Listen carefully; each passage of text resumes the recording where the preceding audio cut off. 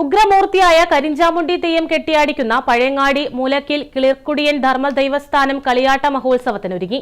നാടിന്റെ കൂട്ടായ്മ വിളിച്ചോതുന്ന മഹോത്സവമാക്കാനുള്ള ഒരുക്കത്തിലാണ് സംഘാടകർ. മാടായി മൂലക്കിൽ ധർമ്മദേവസ്ഥാനം ഭക്തരുടെ അഭയകേന്ദ്രമാണ്.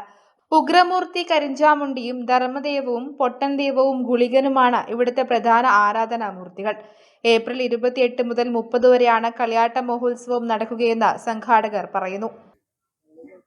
ഇന്നത്തെ തലമുറയിൽ നല്ല രീതിയിൽ ഒരു കളിയാട്ടം വേണമെന്ന് ആലോചിച്ചപ്പോൾ 3 വർഷമായി നമ്മൾ ഈ മൂലക്കി പ്രദേശത്തിൻ്റെ ഉത്സവമാക്കാൻ കഴിഞ്ഞിട്ടുണ്ട്.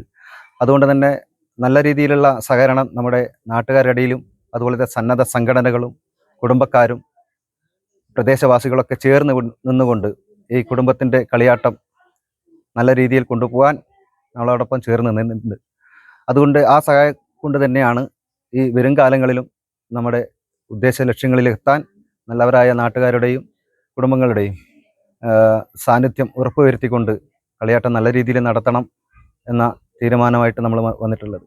കലവറ നിറയ്ക്കൽ, ഗണപതി ഹോമം, വിവിധ തെയ്യക്കോലങ്ങൾ, സാംസ്കാരിക സമ്മേളനം, മെഗാ ഫ്യൂഷൻ ഡാൻസ് തുടങ്ങിയവയും നടക്കും. മഹോത്സവത്തിന്റെ ഫണ്ട് ഉദ്ഘാടനം മാടായി പഞ്ചായത്ത് വൈസ് പ്രസിഡന്റ് മോഹനൻ കക്കോപ്രവൻ നിർവഹിച്ചു. ക്ഷേത്രം പ്രസിഡന്റ് സുജീഷ് അധ്യക്ഷത വഹിച്ചു. ബാബു കുതിരുമൽ, ടി അയ്യപ്പൻ, വേലായുധൻ, സതീഷ് മൂലക്കിൽ, ചാന്ദിഷ് തുടങ്ങിയവർ സംബന്ധിച്ചു.